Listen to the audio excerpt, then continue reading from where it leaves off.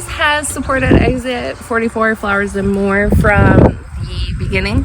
Actually, before I started my business, I did the Sustainable Ag internship with Jen at Family Roots Farm.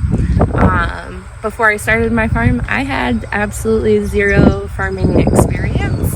And while I had the idea to start a flower farm, I wanted to make sure that I really enjoyed farming in general. So I got to have a hands-on experience with Jen at her farm. She taught me a lot, and I discovered that I really love being outside, being a part of nature, and growing beautiful things. So that was one of the ways, and then also just learning about sustainable practices and what I can do to better my growing practices as well as teach others.